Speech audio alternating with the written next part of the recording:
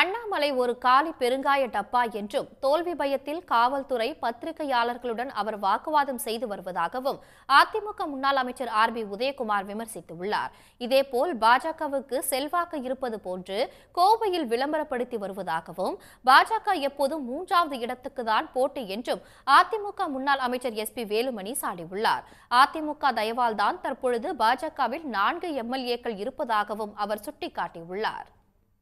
Readymade தலைவராக வந்ததுனால இந்த தலைமை பண்புக்குரிய ஆளுமை பண்பு, தலைமை பண்பு, இந்த நிர்வாக பண்பு இவையெல்லாம் அவரிடத்தில் இல்லாத போது இப்போ குருடனை ராஜமொழி மொழினா எப்படி முழிக்க முடியும்?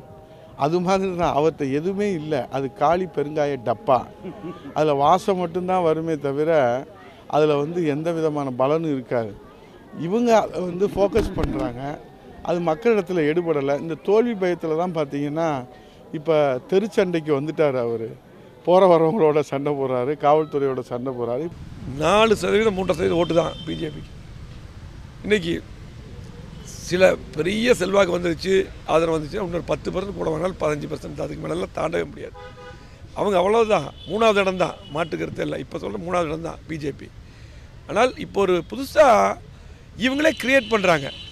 பொதுமக்களுக்கு வந்து பிஜேபி அண்ணாமலை இன்றைக்கி பெரிய செல்வாக்காக எல்லாமே அவர் ஜெயிக்க போகிறான்னு சொல்லி இது பண்ணி இப்படி அவங்களே தயார் பண்ணியிருக்காங்க. இப்படியெல்லாம் ஃபோக்கஸாக இன்றைக்கு மீடியாலையும் இந்த மாதிரி க்ரியேட் பண்ணி ரிலீஸ் பண்ணி ஒரு மாயை உண்டு பண்ணுறாங்க. அதிமுக இங்கே எல்லா சட்டமன்ற உறுப்பினரும் வெற்றி பெற்றிருக்கிறோம். பாரதிய ஜனதா கட்சிக்கு 4 எம்எல்ஏ, குறிப்பாக கோயம்புத்தூரில் ஒரு எம்எல்ஏ இருக்காரு. அதிமுக ஒரு சேர்ந்த கட்சி தான். இது எல்லாத்துக்கும் தெரியும். ஆகவே இப்படி ஒன்று க்ரியேட் பண்ணி விட்டு இப்போ சொல்கிறேன், பாரதிய ஜனதா கட்சிக்கு ஒவ்வொரு பூத்துலேயும் ஃபஸ்ட்டு ஆள் போடுங்க. ஆள் இருக்காங்களா ஃபஸ்ட்டு?